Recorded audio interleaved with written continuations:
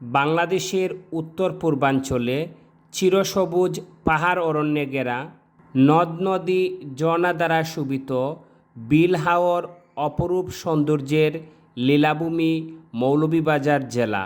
যারা এখনও শ্রীমঙ্গলের এই মনোরম দৃশ্যগুলো দেখেননি, আপনারা আগামী ঈদুল আজহায় ছুটির দিনে আপনারা ঘুরে যেতে পারেন। আপনাদের অনেক অনেক ভালো লাগবে। প্রিয় দর্শক, না টেনে পুরো ভিডিওর সাথে থাকার জন্য অনুরোধ করছি। পিছনের যে দৃশ্যটা রয়েছে সেটা যদি আপনারা দেখেন, অনেকে মনে করবেন এটা ইউরোপের কোনো দেশের দৃশ্য। দুটি পাতার একটি কুড়ি। মৌলভীবাজারের শ্রীমঙ্গল বাংলাদেশের রাজধানী ঢাকা, আর চায়ের রাজধানী হচ্ছে শ্রীমঙ্গল। দুটি পাতার একটি কুড়ি।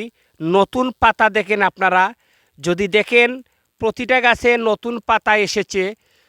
এই সুন্দর দৃশ্য, মনোরম দৃশ্য যদি আপনারা দেখতে চান, তাহলে এবারের ঈদুল আজহায় এখানে চলে আসুন এবং দার্জিলিং টিলাটা আপনারা দেখবেন। এমআর খান চা বাগান, এত সুন্দর চা বাগান।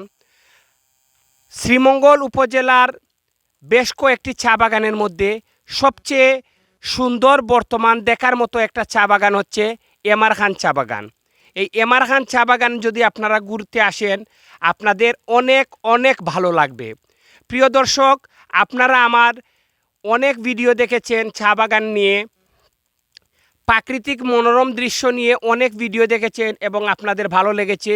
এই ভিডিওটি যদি আপনাদের ভালো লাগে, তাহলে আপনার টাইমলাইন থেকে ভিডিওটি শেয়ার দিয়ে আপনার বন্ধুবান্ধবকে দেখার সুযোগ করে দিবেন। মনে রাখবেন, এই যে নতুন পাতা, এই পাতাটা আপনি সব সময় আসলে কিন্তু পাবেন না। এই পাতাটা সব সময় কিন্তু আপনি আসলে দেখতে পাবেন না। দুটি পাতার একটি কুড়ির দেশ মৌলভীবাজার। মৌলভীবাজারের 7টি উপজেলার মধ্যে সবচেয়ে সুন্দর একটা প্রাকৃতিক মনোরম দৃশ্য দেখার মতো একটা জায়গা, ঘোরার মতো একটা জায়গা। আপনার ছুটির দিনে যদি আপনার মন খুবই খারাপ থাকে, তাহলে আপনি এখানে চলে আসুন, দেখবেন আপনার মনটা অনেক অনেক ভালো হয়ে গেছে।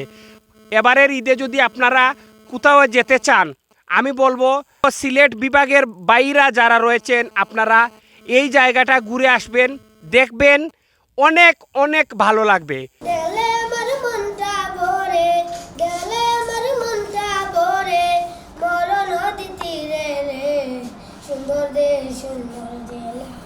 আমাদের মৌলভীবাজার রে, সুন্দর দেশ সুন্দর জেলা।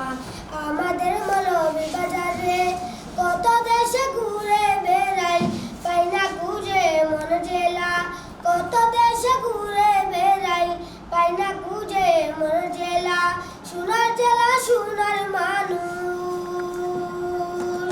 সোনার জেলা সোনার মানুষ, ভুলে থাকে কি করে।